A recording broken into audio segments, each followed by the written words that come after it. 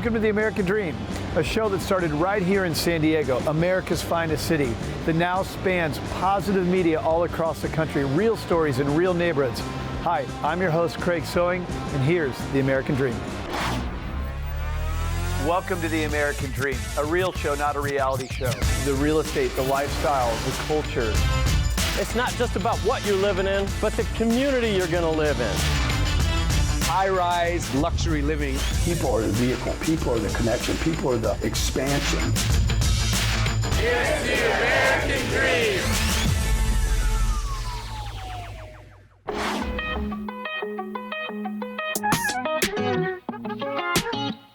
Welcome to The American Dream. I'm Scott Rosenthal, and this is Fairbanks, Alaska.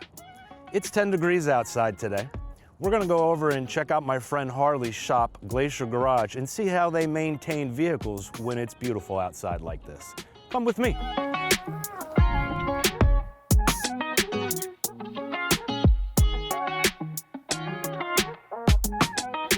Hey Brandon. How's it going, Scott? Good to see you here. What are you doing today? Installing one of our winterization packages on this new Toyota here. They're new to Fairbanks, so we gotta get this thing ready for the cold temps. Cool. Tell me what you do to winterize vehicles up here. It gets a battery trickle charger, a fully charged battery can't freeze, so we gotta make sure that thing's topped off. It gets an engine block heater, an oil pan heater, and a transmission pan heater to keep all those fluids nice and warm. And then I've got a plug here that they'll plug in and plug into their house and make sure that all that's powered, and this thing will start off at 60 below. What happens if you don't plug it in the wintertime? I mean, these vehicles that are coming from the lower 48, that coolant's set at maybe 10 below. So if you don't get your vehicle winterized and you see those 40 to 60 below temps, that coolant's gonna freeze, expand, and crack the engine. So very important that you get that winterization done. So I appreciate all your information about the winterization part. I'm gonna go find Harley. We're gonna talk about the car community here in Fairbanks in general. Oh, right on. Yeah, be sure to ask me about our car show, Father's Day car show, and I'm gonna get back to work. All right, sounds good. Yeah. Thank you, sir. Thanks.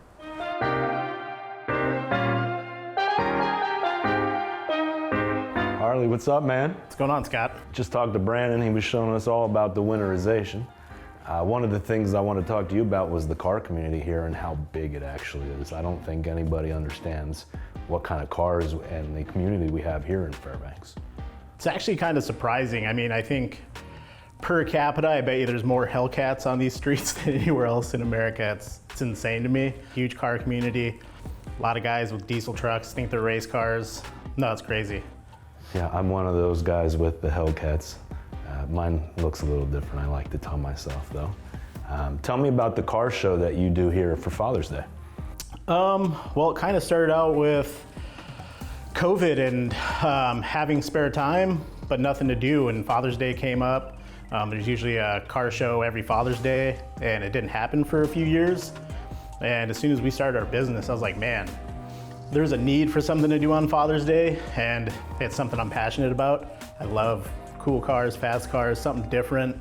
Every vehicle I own, I try to modify mostly like how it looks, just because I want to stand out, want to be different. So it's cool to be able to set up a show to let everybody else showcase stuff that they usually have in the garage for 6 months out of the year. So it's cool to fill that need.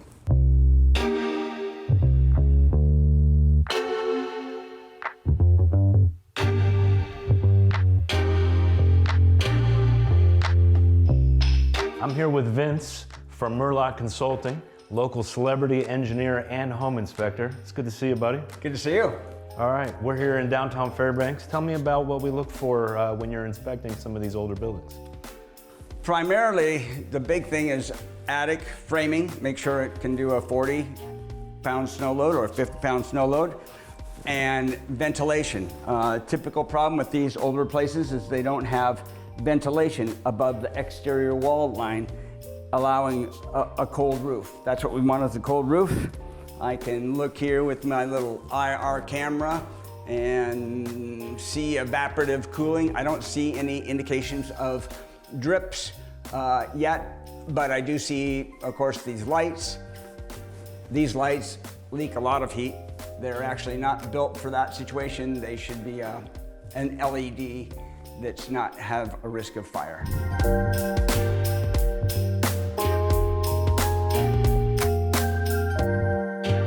Special shout out to Harley and Brandon at Glacier Garage and Vince with Murlock Consulting. Thanks for visiting with me. I look forward to showing you more of Fairbanks, Alaska next time on The American Dream.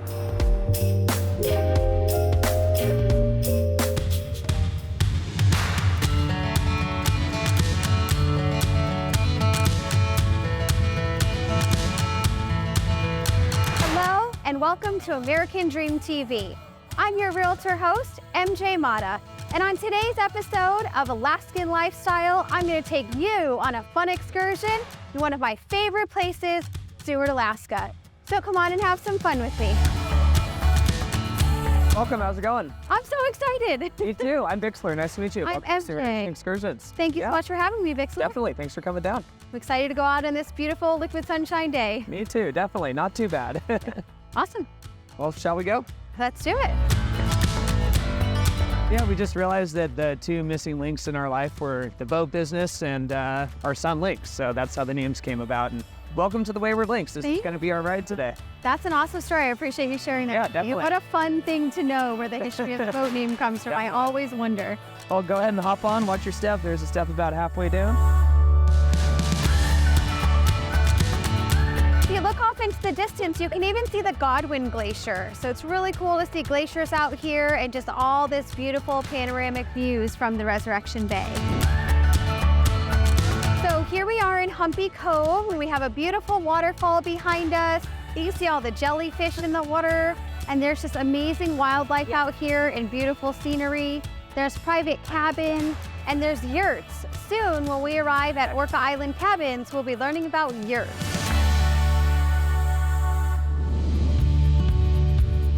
Welcome, MJ. Hi, thank you so much, Jonah. Well, welcome to Orca Island Cabins. I'm excited to be here. We had quite the adventure coming out to your place. Good. A little bit of wildlife on the way, maybe? did, yeah. Excellent. Well, it's a nice little 9-mile run out here. A little added experience to coming out to the property. So I know your property has how many yurts here? Well, so we've got 8 yurts for clients and then an additional yurt for our staff. And the yurts are a really fantastic structure. I mean, they're perfect for Alaska. You can get them out to remote areas. They can be easily packed in. And we've had some yurts that have been up for over 20 years that are in excellent shape. They've endured storms and just the worst of what winter has to throw at them, and yet they're still standing today and doing a great job. This actually yurt right here is in the same location as the original hunter's cabin was when we first purchased this property. So my parents purchased this back in the 90s, and we had a little hunter's cabin here. And so this is our oldest of all the yurts that we have out here on the property. These are all 20-foot yurts. Come on in. And all huge. Yeah, they're pretty comfortable. Nice and toasty in here too. We've got a little bit of electricity available that comes from the solar panels. Nice propane fireplace, full-size range, running water, and a little bathroom as well. So everything's in-house. Everything's nice and dry and warm.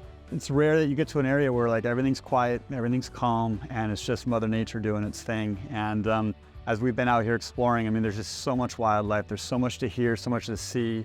That's one of the things I tell our guests is that, you know, when you're out here at Orca Island, but when you're in Alaska in general, if you see something or you hear something, you don't know what it is, like, go check it out. It's probably going to be something really awesome. And I think Orca Island is a perfect place to do that exploring. What's really fun too is like, yes, there's like the big wildlife of the sea lions and the whales and whatnot. We've got the harbor porpoise that come up along the other side of the shoreline over there. But we have that pink salmon run right around the corner in the south bite of Humpy Cove, and so we get schools of fish coming by. I cannot wait to bring my friends and family here. You know, I really appreciate that you guys are carrying on your family's legacy. What they've built here, I mean, I'm just speechless. There's no words.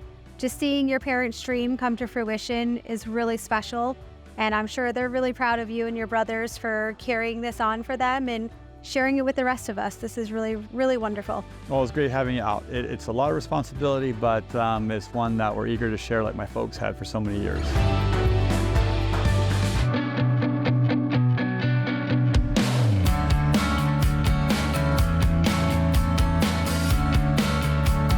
Hi, I'm Darwalden, your host for American Dream TV.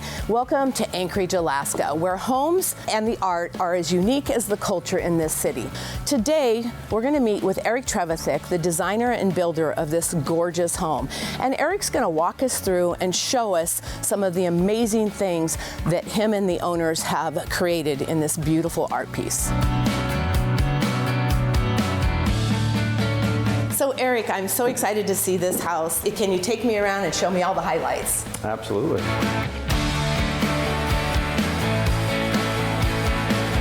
Eric, this is an amazing view. Can you tell me a little bit about what we're looking at here? Yeah, so we start with the setting. Right down here is Campbell Creek, and then off in the distance we're angled directly right at Denali, and then off to the side is downtown Anchorage, and you can see the whole city for all the city lights at night, and in the background Mount Susitna, which is where the sun sets in the summertime.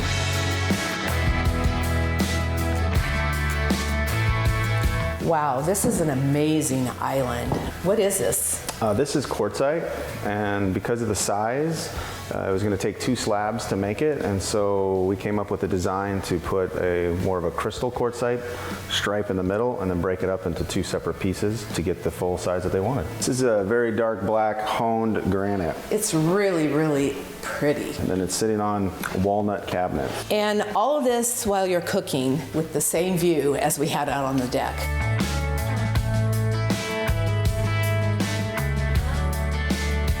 Let's go take a look at the primary bedroom. Awesome. Let's do this. Again, the views and all the way to the floor, the windows. Throughout the house, we design most of the windows to come down to the floor, maximize the view and the connection to the outdoors. And then the bedroom, the exact same thing. So you can lie in the bed, look out the windows, and enjoy the view. I could wake up to this. Thank you again, Eric, so much for walking us through this beautiful home, and I look forward to seeing the next one. Absolutely.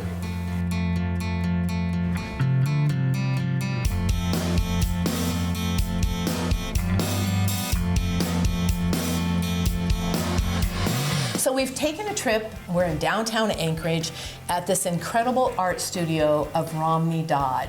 And she is the creator of all of this that you see here in front of us. And she's an amazing artist. And this art is a true Alaskan masterpiece. Romney's painting a fish. Most artists paint on canvas. How did one get started painting on a fish? Well, years ago in Anchorage, we had a program called Parade of Salmon, and local artists were given a salmon form, a molded form, not a skin mount. That went on for 5 years or more. One of mine is on display at an airport gift shop, and I got a call from a client that commissioned me to do a king salmon. So I called my taxidermist friend in hopes of getting a king salmon form. She only had skin mounts. So I went over and picked up a skin mount, and it was king salmon, so it was super oily. Cleaned it up, painted it, and it was so fun. And that's how it got started. That's how it got started. So this is an actual fish. They've removed the skin and they've put it on a mold. And stretched it over a styrofoam form. These are all the real fins and the real teeth. Each one of them has so much character. In our local community, we may have a city of 350,000 people, but it's the smallest big town you'll ever live in. Yeah. So I'm sure word of mouth is probably a big piece of it. It's a really big piece of it. It's really important to me, yeah. And you have this little tiny shop, but this big door that says I am an artist on it. It's really cool. I love your door. Oh, I do too, thank you. Well, Romney, thank you so much for letting us in and to be able to showcase your unique art that you do. I love it, and I want to see this when it's done, so you need to text me a picture of this. Oh, I can do that, for sure. Thank you so much. Yeah, thank you so much.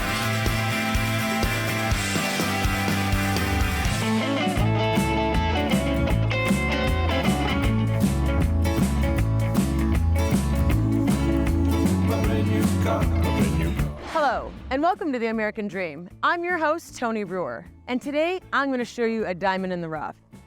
Fountainhead's Antique Auto Museum. I love it, and I'm sure you will too. Let's go. Hey, Willie. Hey, Tony, how are you? Fabulous. Thank you for having me. You bet. Well, welcome to the Fountainhead Auto Museum. Oh, it's going to be amazing. It is. So, let's start out with, how long have you been perfecting this place? Give me some history. Well, we started putting this collection together in 2007 actively. Okay. And we're not sure we're ever going to be done with it. You know, it's a growing operation. It's just a fun collection. This here's our oldest car. This is 1898 hay motor car. It's the only one they built. And all of the cars that we have are American-built cars. Oh, that's amazing. We I have love nothing foreign, and we don't do any, as we call them, commodity cars. So it's kind of fun as you go through the collection. You realize, wow, there's nothing new today. All this. Why do you say that? Well, everything we have today has been done. This car right here is a perfect example. If you look close at this car, this is a 1917 Owen Magnetic. It's a hybrid, and it does everything a Prius does. This is the first car in Alaska. There's a young gentleman named Bobby Sheldon in Skagway in 1905 that built this to impress a young lady. He had never seen a car before in his life. He donated the car to the university in 1930, and one of the photographers asked him, said, well, Bobby, did you marry this gal? And Bobby said, well, frankly, no, but 3 gentlemen have since. That's a great story. Now, I got one more thing I want to show you here. This is our Fordson snow motor. They were going to use them to transport fuel and supplies from Fairbanks to Barrow, which now is known as Utqiagvik. In 26, they sent 3 of them up here. This is the only survivor, and they used them to pull sleighs. I was told that all of these cars run. All but 3. And do you guys ever take them out? We do, all the time. If you come here 1st of March, this one will be out running. I give kids rides in that. Oh, that's cool looking. We don't check IDs, but there's a lot of gray-haired kids up here. This is our 1906 Compound. It's the only one known to exist. They only built 300 of them. The one over here is very beautiful. And they're set with the period of the cars. And so this dress here would be about a 1908, 1907, 1908. And Connie and Barb, who do the dresses, they pair the clothes with the cars because they can't have the paint match. This is the oldest unrestored running Hudson in the world. And it runs? Yes. And you take this out once a year too? Yes. And this is our 1919 McFarland Model 125. It's the only one left in the world. And as you can see, the beautiful green paint, and they match the clothing. And this was a celebrity car. This car belonged to Wallace Reed, who was a silent movie star at the time. And this one we won at Pebble Beach with it. And it's got a lot of history to it, but it's an absolutely fabulous car. You won't find anything finer than this car. It looks gorgeous. Yes. As you go through, you see all these cars as we go up through here, very rare cars. There's 8 that are sole survivors. And that's what kind of makes this museum So you special. have 8 cars here that are the only one? The only one in the world? Yes, yes. That's amazing. Yeah. And so wow, we have fun with them, keep them all running, keep them driving, and allow people to enjoy seeing them. Well, Willie, thank you so much for having us. Well, it was our pleasure. It's always fun to share. we love to share what we have. So welcome back anytime. Thank you for joining me today at the Fountainhead Antique Auto Museum. I'm your host, Tony Brewer. Until next time.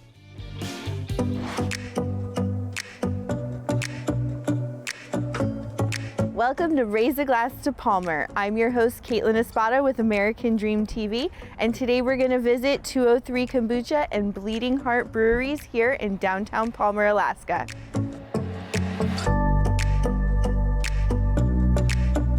I'm here with David Bortz, owner of 203 Kombucha. Thanks for having us here, David. Of course, no problem. You're the owner of 203 Kombucha. Tell us a little bit about how you came to open this. Well, kombucha has always been sort of part of my life. I came from California, and it's very much a popular thing down there, mostly because the health and wellness trend started, I don't know, maybe 15 years ago there. So when I was living in San Francisco, I had a lot of friends who were making it at home, and it was interesting to me. So that's where it first came into my life. And what made you pick Palmer, Alaska? When I got here after, I don't know, maybe like a couple months on the road, it was winter time, and I had a 2-wheel drive, and that has limitations, so I had to stay. I rented a cabin.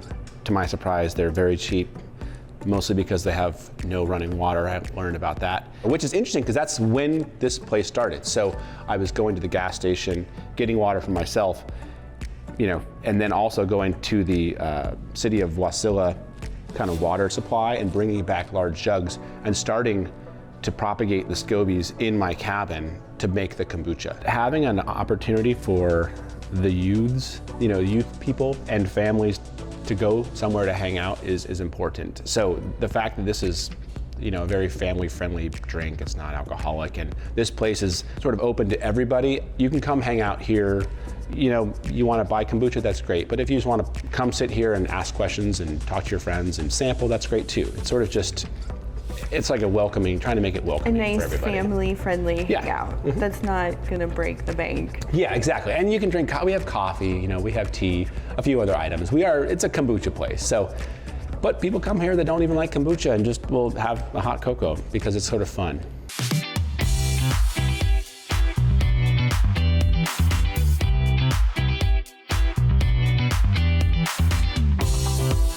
At Bleeding Heart Brewery with Stefan Marty and Zach Lamphere, and let's jump right in. Thanks for having us here today. Of course. Tell us a little bit about how you guys got started here with Bleeding Heart. Do you want to? Sure. So the story as we tell it is Zach actually was my high school teacher at the time. That's how we first met. And a few years after I graduated, I went over to their house to hang out. We had a bonfire, and he busted out some bottles of unmarked beer that he had brewed himself, and I was definitely 21. He was 21. For sure. Okay, it was legal. Yeah, definitely. And I was just fascinated with the fact that you could make your own beer, and so he showed me how to brew, and the rest is history. We pride ourselves on being able to be creative using a variety of different, specifically local ingredients, while still making drinkable beer. So our coffee porter utilizes Alaska Artisan Coffee Company. They've been doing a breakfast blend coffee for us since the very beginning, since our flagships. The Beet IPA, we use Alaska beets, Valley grown. When we do any beer that has an adjunct that we can get locally, we do. We do it. We've been doing it. So that was part of what set us apart at the farm and what we still do today. We were actually the first brewery to do a Kickstarter in the state of Alaska. And the amount of people that rallied around us as a community really stuck with us. And so if it wasn't for the people of Palmer, we wouldn't be where we are today. So we constantly try to give back. And as Zach likes to say, we are a brewery built by a community. There you go. Cheers. Yeah, look me in the eyes. I'm looking in the eyes. Thank you so much for sharing Bleeding Heart Brewery with us today. Absolutely. Thanks for having us. Thanks for being out.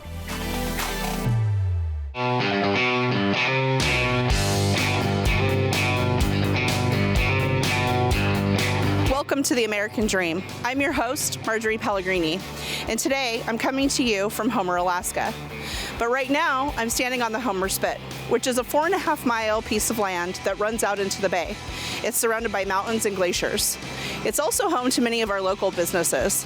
But today, I'm going to take you for a tour of the Kevin Ballerina. Come on, let's go.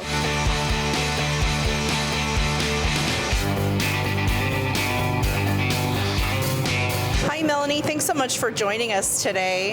Hey, Marjorie. How are you? I'm good. Are you frozen? Not yet. Okay. Give me time.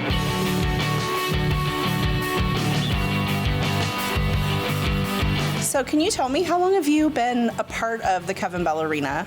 I have been associated with it via my child, my son, who's now 24, since he started skating with Kevin Bell in 2005. So I've spent a lot of hours inside and outside this building. That's amazing. So can you maybe tell me a little bit of history about the Kevin Ballerina? We were lucky enough to get the building when the Arctic Winter Games were planned back before 2005 because they needed a venue for curling in Alaska. We have the best ice in Alaska, the coldest ice place in Alaska and the coldest rink in Alaska, probably, if you're going to play inside. But it's awesome. I love that. That's amazing.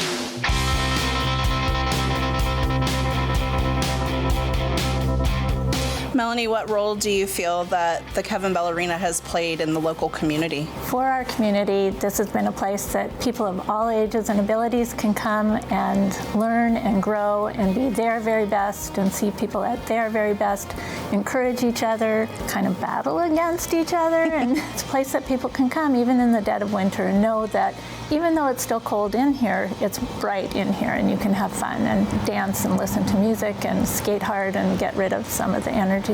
So would you say it's like a second family? The teams are, for sure. That's awesome. No doubt. No doubt.